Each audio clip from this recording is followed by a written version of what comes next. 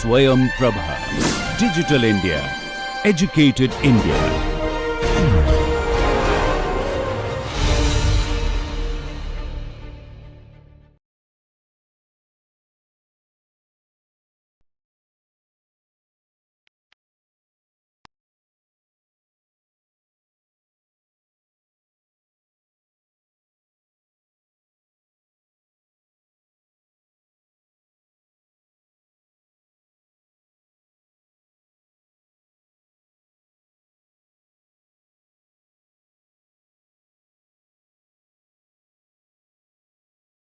Welcome back.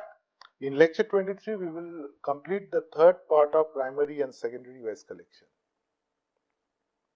So the different concepts that we will cover is door-to-door collection system design, door-to-door collection system design criteria, cost and time calculation, labor productivity versus vehicle productivity, and then we will do a case study on waste collection proposal for Alipurduar planning area, which was a class planning exercise that we conducted, and some other case studies. So, as per SWM rules 2016, the duties and responsibilities of local authorities and village panchayats of census towns and urban agglomerations require arrangement for door-to-door collection of segregated solid waste from all households, including slums and informal settlements, commercial, institutional and other non-residential premises, from multi-storage storage buildings, large commercial complexes, malls, housing complexes, etc. This may be collected from the entry gate or any other designated location. So that is the rule what it says. So that means door-to-door collection is mandatory after Solid Waste Management Rules 2016 has come into place. So to do this collection, we usually suggested, the rules suggest to involve informal waste collectors into the system, to involve the self-help groups of that particular area, and or form informal waste collectors into self-help groups and then utilize them into the system. Community of that particular area can be involved, and finally private sector participation is also encouraged. So to do a more better efficient door-to-door collection system. So overall collection operation and logistics needs to be planned. That means this D2D operation, door-to-door collection operation requires lot of manpower, lot of planning also. So collection operation and logistics, because it involves a physical area, there are buildings, there are collection points. So all this needs to be considered. And design of a collection system, we have discussed, manpower, equipment, time and cost, these are important. So we have to choose appropriate systems, and that has to be as per the local context. So first of all, the area characteristics plays the largest role. So terrain is important, that's what slope. If the slope is pretty steep, that means we cannot use hand carts. So in that case, it's better to go with mechanical vehicles, otherwise it's very difficult to push a heavy hand cart with garbage. The road network, the road network, for example, in an urban area, suppose I have a neighborhood, and suppose this is the neighborhood, right? And the road network in the neighborhood could be something like this, or there is another road going like that, and then there are, some roads like that. Every road has got buildings along with it. So the entire area is plotted, and we have roads like this. So let us assume that we have designed these are the buildings, right, along the roads. Now let us assume this is the point from where vehicles start. That means this is the location of the secondary storage or the transfer station, you can also call it, right? So this is the location of that particular secondary storage, but in case of larger areas, we can also have a transfer station as well. So this that means the LCVs collect from the larger area, bring it to this particular point, which we are calling transfer station, where the load gets into larger vehicles and then it is transported to the final landfill site. Or it could be small neighborhood where the garbage comes to a secondary storage. From there, it is again transported by larger vehicles to the landfill site. So either you call it a secondary storage transfer station, doesn't matter. So it's the point from where the LCVs or the hand carts actually travel to the different generators, and then they bring back the garbage. Now the road network, first of all, what should be my route choice? Suppose this is door-to-door collection. In that case, I have to go to every door. So the vehicle should cover each route. So every point should be covered, right? The vehicle should travel in each of these routes. So what should be the best possible route taken? So obviously in this case, the route should be such that the vehicle starts at one point, goes along the route and then comes back. So all along the way, it will collect garbage, right? So it starts, it goes like this and again returns. All the way it is collecting garbage. But the vehicle has got a capacity, it will get filled after a certain amount of time, right? So maybe a larger vehicle is better. Or we can design this route like this is one route. Similarly, another vehicle can go and collect garbage in this particular route. So it will travel along this particular way and then again it will come back to this common point. So this route has to be designed, right? Now, the other thing maybe this may be, these vehicles may be only collecting waste from bulk generators, or maybe collecting waste from community bins, or maybe collecting C&D waste. So in that case, what happens in this particular area? I know this is the route network. I have C&D waste over here, or this, this collection points are over here. The vehicle starts over here. It has to first collect all this waste, travel along a particular route, again return back to this particular point. So in this case, I have to also plan how many vehicles are required, what sort of time it will take for the vehicle to make this particular trip, and so on. In case of the door-to-door collection, the other things involved is that loading unloading time. That is how long a person takes to throw. Suppose a vehicle travels along a particular route, it reaches this particular area. Then it waits there, it blows the whistle, the person, or he may go door to door, and there is some time required for loading the garbage or the waste from each generator into the vehicle. So that time will be gone. The vehicle gets filled on along the way, and then again it has to, once it is filled, it returns back, and then it has to again go out. So it can make another trip. It's better that it doesn't repeats on the same route. Otherwise, it will not collect because it will repeat on certain routes and it has to travel empty without doing any work. So it's a loss. So all this thing needs to be considered. So this is the road network or the route choice. Which route should you take? Which are the shortest paths? All these things plays a role. Then population density of that particular area. Now, why population density is important? If there are a lot of buildings together, that means I go in front of a group of buildings, I blow my whistle and everybody will come out of the vehicle and deliver the garbage, or I go to each house and deliver the garbage. So there my vehicle will be filled very fast because there are many houses nearby, right? So that means I have to make multiple trips to different points. So I have to plan my vehicle size, I have to plan my journeys or my trips accordingly. So in case it is very sparse, then I have to travel a lot to get, my vehicle will get filled after a lot of travel. So that also needs to be considered in my vehicle design and what kind of vehicle I will choose and so on, right?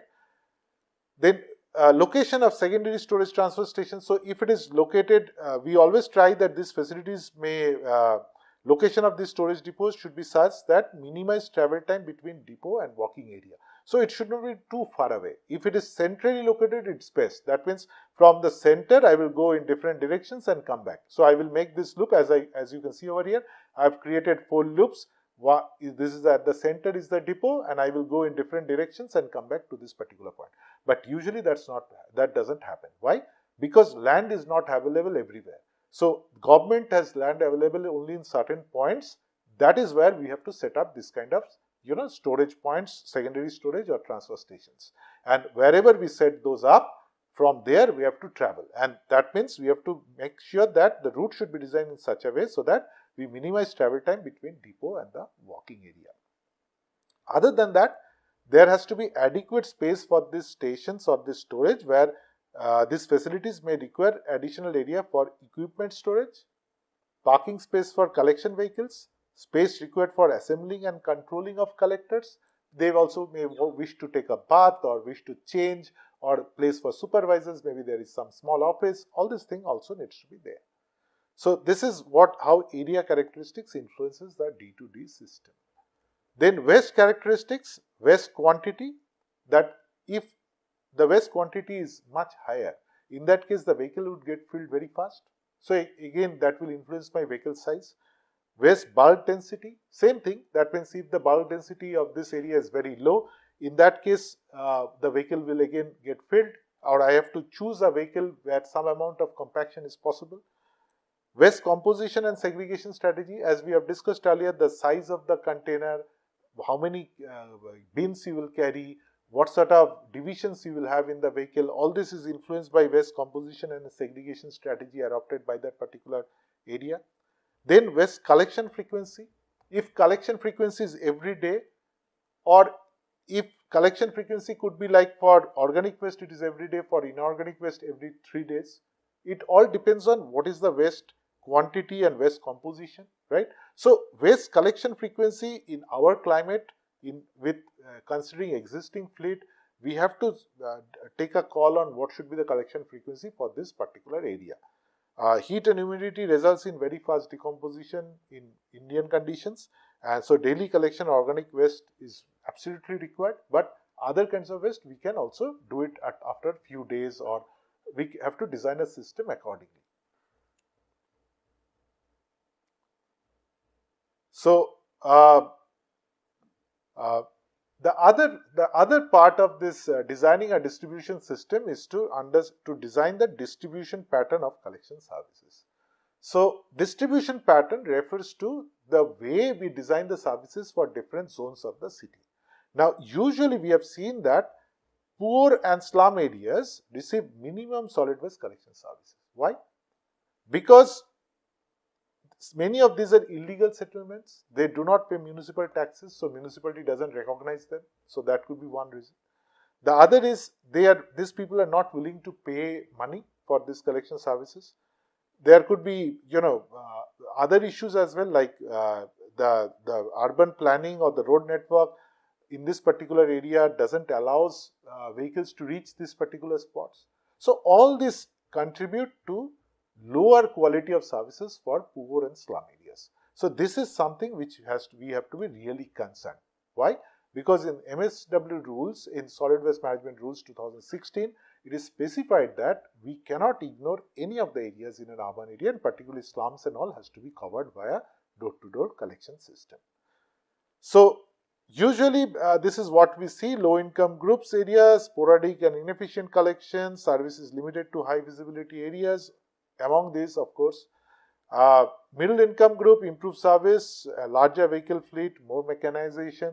Whereas high income group, you see compactor trucks, highly mechanized vehicles, more or less more than 90% collection rate. So usually that is what we observe, but of course we have to go for more equitable distribution of services. So that should be one of the considerations when we design our door-to-door collection system.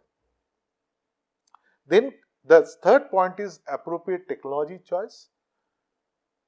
The collection vehicle design, the container designs, and all this thing has to be of standard sizes and all, and the frequency should be also aligned with design.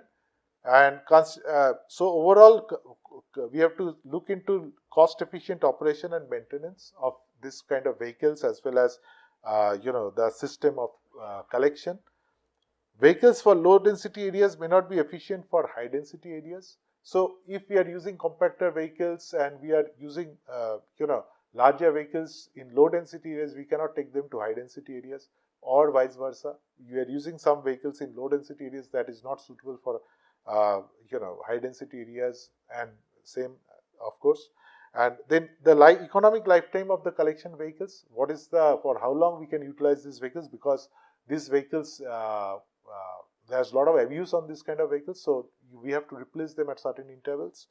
Incorrect balance between labor and equipment. So sometimes what happens, we have to decide what certain vehicles require certain number of laborers, or certain systems require certain number of laborers, certain equipment and labor combinations. Like if I use a hydraulic tipper, then of course I don't require labor to unload the waste. So we have to find the right balance between how many labor is required and what sort of equipment we should choose. Containers of standard sizes. So these are other issues that we should consider. So whenever we are designing the system, we have already discussed on what are the things that influence the designing system, how do we design the routes and all. We will do detailed discussion on route planning and all this in subsequent lectures. But what we have to do is, the first thing that we have to do, understand what is the cost and time required for the proposed collection system that we are thinking of, right? So if we are considering multiple types of collection system, then we have to evaluate the overall cost of that system and the time that is involved, right? And we can also convert time to cost as well. So as we have discussed earlier, so there are the cost and time calculation is done in terms of, first we have to evaluate the time, like travel to and from the collection area to secondary storage. Vehicle capacity has the vehicle capacity. What should be the vehicle capacity? Because it has to return when filled. Appropriate vehicle size choices has to be done. Then in the collection part, the transfer and lifting of waste, that is transfer of waste from waste containers to collection vehicles. The design of vehicles, segregation of waste, all this thing plays a role. The travel, that means if I design the vehicles in such a way so that I make the transfer convenient, then I will spend less time in the transferring of waste. Otherwise, we have to again work on, it will involve more time. Travel between successive collection point, building density determines number of stops among those points. So this will increase the time of the overall collection. Delivery, transfer of contents of the vehicle to the secondary storage, processing unit or disposal site as per requirement. Equipment and method of transfer. So these are the things which will influence my overall collection system.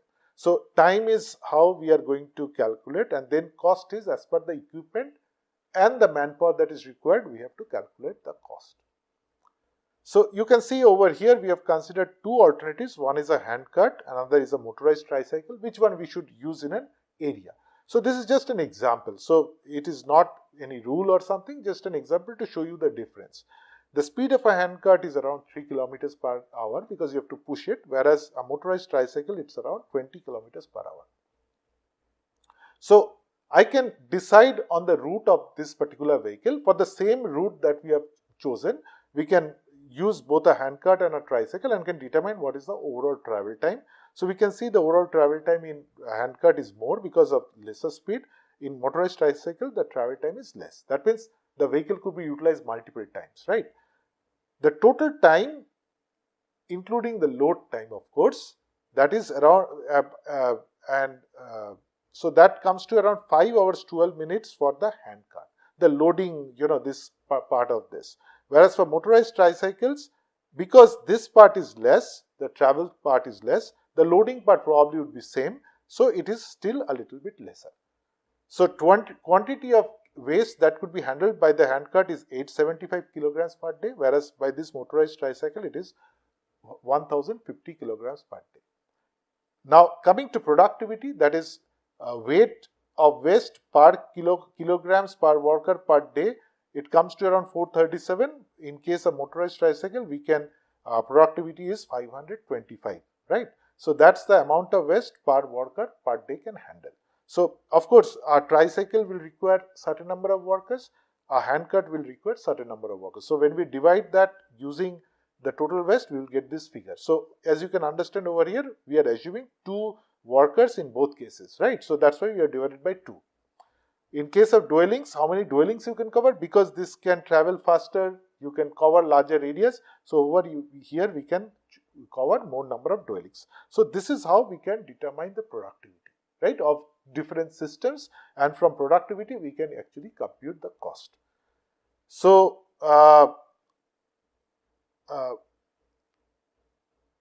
so time to load 2 crew at 40 so the loading rate is 40 dwellings per worker per hour. So that is how much time it takes for loading waste into this particular vehicle. Means the crew has to go to the building, carry the garbage and load it into this particular vehicle, so that they can cover per worker per hour can cover around 40 dwellings. So we can determine the manpower requirement based on the density of that particular area. So we can determine vehicle capacity based on how many dwellings I can cover, what is the total amount of waste that is generated. then distance of travel from transfer point or the storage point to that particular collection area or along that particular route, then time to unload. Once you bring the waste back to the storage, what is the time to unload? All this needs to be added up to determine what is the overall time that is taken for this particular operation. So you have to plan the operation for this door-to-door collection system in this particular way. So in this particular case, it was found that the minimum population density for use with handcarts is around 7,000 people per square kilometer. When this density increases, then we have to better go for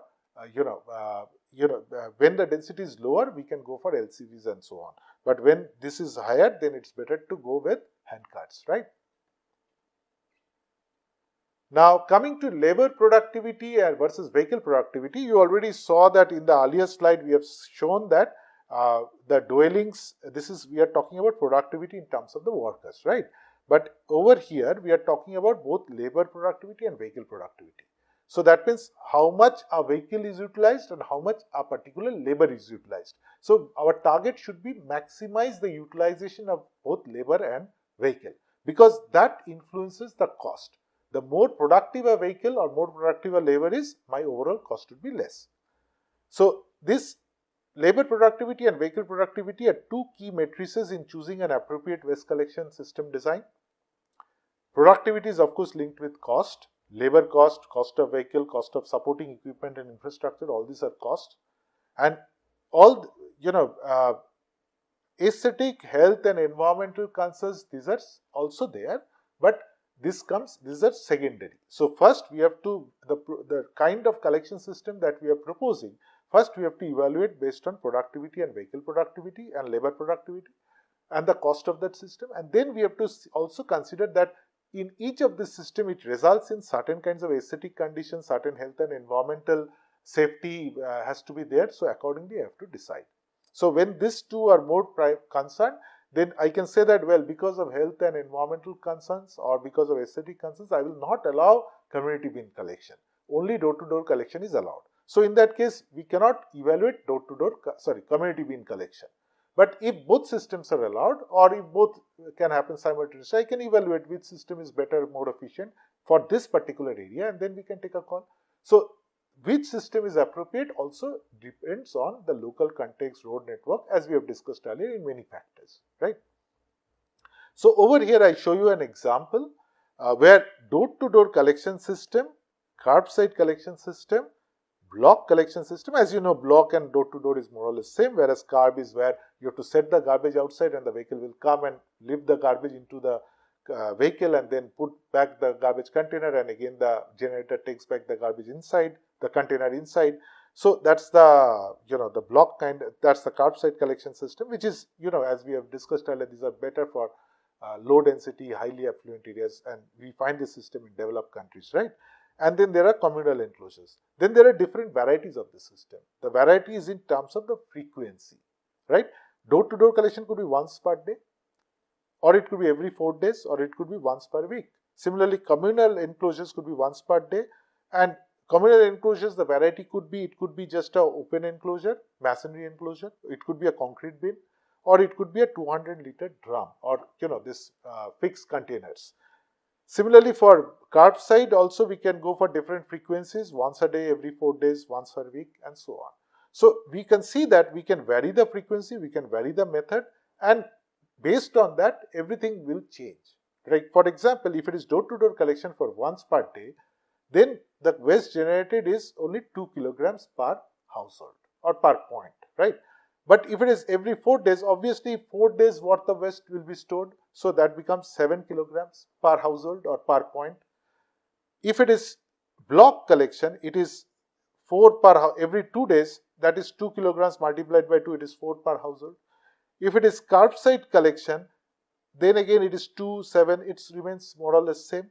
But if it is communal enclosures, we assume that there are certain number of people will deliver waste to this particular enclosures. So you see that in larger communal enclosures, it is around 3,000. In smaller 200-liter drums, only 50 people or 50 families can collect. So that means there will be a lot of spots from where we have to collect waste. Whereas over here, this large communal enclosures are at certain intervals.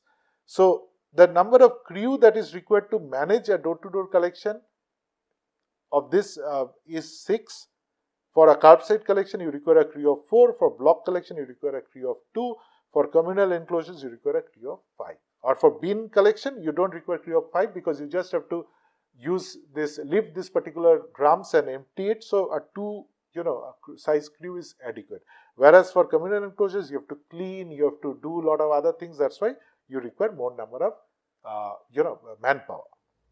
So based on the analysis what was done for evaluating the system in a particular area, it was found that in terms of productivity, for when we consider the number of dwellings covered, we see that worker per day or vehicle per day, that is, these vehicles which are utilized or these workers per worker, we can see that each worker can cover around 160 number of houses. Similarly, he can carry around, if it is 160 houses, around 300 kilograms of waste. Per worker, he is covering 300 kilograms of waste. Whereas per vehicle, we are covering around 960 houses, or because it is making multiple trips, and then again, overall, in quantity, it is around 2000 kilograms of waste is handled by one vehicle. Now, if I go for another kind of collection, you can see in door-to-door collection, if it is every 4 days, you see the productivity per worker is actually becoming less. Why? Because the worker is not utilized, because the vehicle is getting filled and it has to do a lot of journey. So the worker is not utilized, and whereas the vehicle, the number of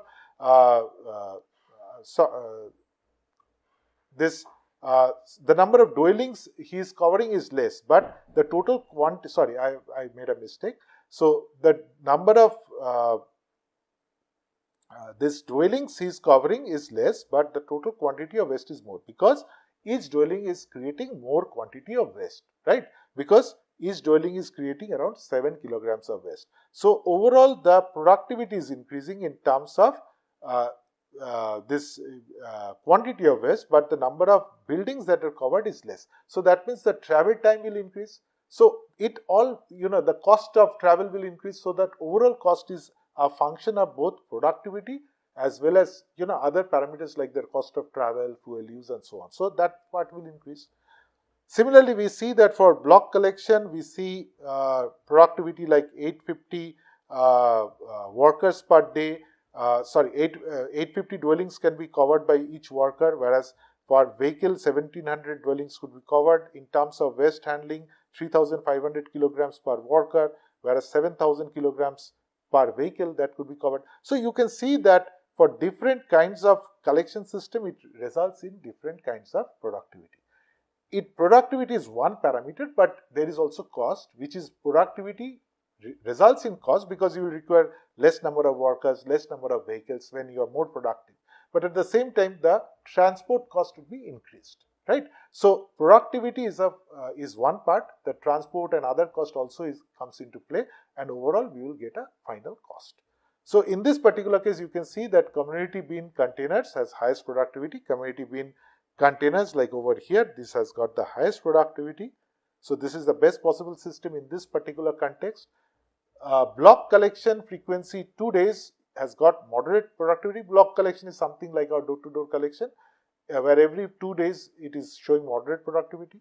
Door-to-door collection using motor vehicles and a large crew is a least productive, but door-to-door collection, if it is done for a frequency of 2 days, will probably improve productivity. So again, this is very, very specific to this particular case, this particular context. In your locality, in your city, it would be different, but you have to follow this kind of calculations, or you have to do this kind of evaluations to come to a final solution which is better. So now coming to some case studies, as you can see that we did every year in our department, we take our students to do a development plan exercise, and they do all aspects of development, cover all aspects of development plan exercise, including infrastructure planning and solid waste management planning. So we have gone to Alipurduar planning area, where our students have proposed a collection system for this particular area. So first, they have divided the entire area into different zones. I will show that. And waste collected from different zones has to be first collected and brought to transfer stations. So we could have called it storage points, secondary storage points, but we are calling them transfer stations because the waste is collected by LCVs and then we are using larger vehicles to transport the waste to this final disposal sites. And because we are using LCVs, we are directly bringing the waste to transfer stations and we are not agglomerating the waste at the neighborhood level, right? So we are covering multiple wards, and this LCVs can cover each different parts of the ward and directly bring the waste to these transfer stations. So that's the beauty of using motorized vehicles. That means they can travel longer distances. But if it was done via tricycles or handcarts, then we have to design a primary collection system and a secondary storage system, and from there we have to use vehicles to bring it to the landfill site or to transfer stations over here. So we found that directly using LCVs and transfer stations and then directly transporting the waste is cheaper than using handcarts, secondary storage, then taking it to the transfer station or taking it directly to the landfill site. So transfer points are required because the distance between waste collection and final waste disposal is more than 15 kilometers for both Alipurduar and Joygaon planning area. And as per MSW rules, we can say that we require a transfer station in this case. The waste from transfer station is then transported to final disposal, which is a landfill cum composting site. Light motorized vehicles with 2 cubic meter capacity is proposed to be used for door-to-door collection for the entire planning area, as there are several narrow roads which cannot be covered by larger vehicles. And density of many settlements are also low, so there is no need for using this hand carts or push carts. So instead it's better to use LCVs because it's low density area. At the same time, the roads are not that wide also, so that's why it's better to use LCVs, which are smaller vehicles but also can travel a significant amount of distance. So the planning area was divided into 8 collection zones, with each having one transfer station with capacities varying from 20 cubic meter to 35 cubic meter. This is how it looks. So collection zones include ward number. The first collection zone include ward number 1, 8, 9, 10, 11. This is as per that particular area. So we are considering multiple wards in each of these collection zones, and sometimes where we have also used certain areas which are beyond the wards, because there are some zones when we are doing a larger area, we are also considering areas beyond the ward boundaries, right? So that's why these other areas are also considered. And so each area has got a transfer station, and household waste and non-household waste both is collected from these particular areas using LCVs from both bulk generators and household generators. And total capacity of each transfer station is given over here, and number of LCVs required to cover each of these zones is also provided over here. So that's the total number of vehicles which are required. The waste is collected from the transfer station by secondary collection vehicles. Storage volume is determined by considering waste density of 500 kg per cubic meter. So this is a very basic way we have done the exercise, but at least it should give you an idea about there could be different variations in the way we plan our waste collection system. Now coming to some other case studies, the first case study is North Dandam and New Barakpur. Private sanitation workers were utilized for door-to-door collection of waste and against a monthly fee, that they also collected a monthly fee user charges. Organic waste was collected daily and recyclable waste weekly. So you can see that we can vary the frequency of different kinds of waste. 95% collection efficiency, fee share of a municipality is used for maintenance. The municipality gets a share of the fee, and entire contract is self-sustaining. Because it's a private contract, we are collecting user charges, and they are sharing some of the money with the municipality as well. The other case study is from Chennai in the year 2007. It's a little bit older case study. Private contractor covered 3 zones of the city. It was called Onyx, and they catered to a population of 20 million and covered an area of 87 square kilometers. They employed around 2,000 people and 130 auto rickshaws for door-to-door collection from narrow lanes. So this is how the system looked like. So these are some of the references you can study. So to conclude, door-to-door collection system involves the choice of an appropriate collection vehicle, frequency of collection, and right operation plan as per the local context and waste characteristics. Both vehicle and labor productivity and cost of labor and vehicles are considered in this selection process. Thank you.